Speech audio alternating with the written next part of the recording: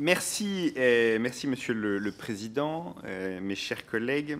En 2023, Madame la Ministre évidemment, mais comme on est, en 2023, je m'étais intéressé lors du printemps de l'évaluation aux écoles nationales supérieures d'architecture. Et au terme de ces travaux, j'avais fait voter une résolution appelant à renforcer l'accompagnement que l'État offre à ces acteurs cruciaux pour la transition écologique. Et je suis ravi de voir que ceci a été partiellement fait. Cette année, j'ai voulu creuser la question des ressources disponibles au-delà des dotations publiques pour les établissements de la culture qui dépendent des crédits dont je suis le rapporteur spécial, sachant et connaissant le contexte inflationniste que nous voyons tous au quotidien. Cette évaluation porte donc à la fois sur les droits d'inscription dans les écoles nationales de l'enseignement supérieur culture et sur la billetterie du spectacle vivant public. Je me suis interrogé sur plusieurs points. Quel est le montant de ces ressources? De quelle manière participent-elles au financement de ces établissements? Et dans un contexte financier complexe, comment peuvent-elles être développées? S'agissant des droits d'inscription, je me suis concentré sur les établissements dont le financement est assuré par l'État, c'est-à-dire les établissements nationaux tels que les Beaux-Arts. Dans ces établissements, qui représentent 41 écoles et 26 000 étudiants, les droits d'inscription sont déterminés par les ministres de la Culture et du Budget. Le produit total de ces droits est estimé à 9,5 millions d'euros. À l'inverse, en 2024, l'État devrait financer ces écoles à hauteur de 315 millions d'euros. Les droits d'inscription ne représentent donc que l'équivalent de 3% de la contribution de l'État. Outre leur niveau très modeste, ces droits se distinguent par leur éclatement.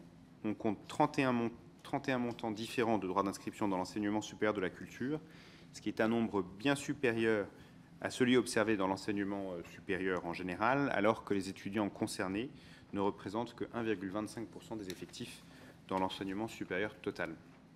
Ces droits d'inscription se caractérisent également par l'absence de progression en fonction de l'avancée dans le cycle d'études et par l'absence de majoration appliquée en direction des étudiants extracommunautaires. Comme je l'ai dit maintenant, Madame la Ministre, plusieurs fois lors des derniers travaux, je regrette que le ministre de la Culture est le seul ministère à ne pas autoriser les droits d'application différenciés en direction des étudiants extracommunautaires. Au-delà de la question purement financière, c'est le seul ministère qui se permet cette dérogation par rapport au droit commun dans tous les autres ministères qui ont de l'enseignement supérieur sous leur tutelle.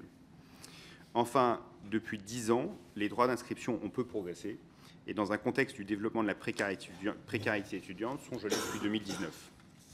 Sur les 10 dernières années, il y a eu 2 années une revalorisation très limitée et 8 années sans revalorisation.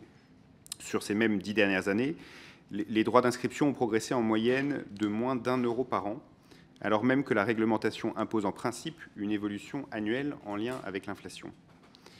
À l'issue de cette évaluation, je recommande donc de simplifier la grille en vigueur des droits d'inscription, de rapprocher les pratiques du ministère de la Culture avec ceux du ministère de l'Enseignement supérieur et de la Recherche en matière de droits d'inscription appliqués, de dégeler les droits d'inscription selon des modalités qui peuvent être différentes d'ailleurs, de développer les diplômes propres des établissements et de créer une direction de la formation de l'enseignement sur le ministère de la Culture.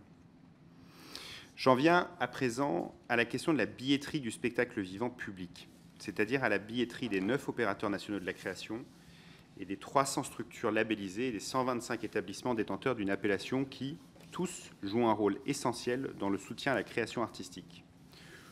Le spectacle vivant public, et surtout le spectacle vivant labellisé, va mal. La situation financière, qui était déjà fragile en 2019, et depuis longtemps, comme vous l'avez évoqué, Madame la Ministre, est fortement dégradée. En 2019, 5 des 9 établissements nationaux du spectacle vivant et 40% des structures labellisées présentaient un résultat déficitaire. Dans le contexte que nous connaissons, j'ai donc souhaité faire le point sur le financement de ces établissements et sur leurs ressources en billetterie. En 2022, l'État a apporté 600 millions d'euros à l'ensemble de ces structures. Par comparaison, cette même année, la ressource en billetterie a représenté 210 millions. La ressource en billetterie n'est donc pas marginale, même si elle demeure minoritaire. Mais les prix pratiqués sont relativement bas, surtout dans le spectacle vivant labellisé.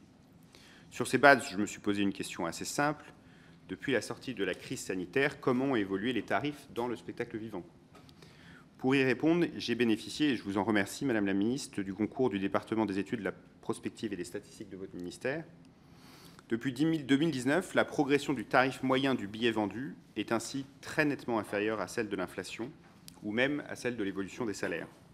Il faut noter que cette évolution tarifaire n'est pas linéaire selon la nature des établissements. Dans les 9 établissements nationaux du spectacle vivant, le tarif moyen a augmenté, alors que dans les établissements labellisés bénéficiant d'une appellation, il a diminué. À mon sens, les orientations tarifaires suivies ne sont pas pertinentes.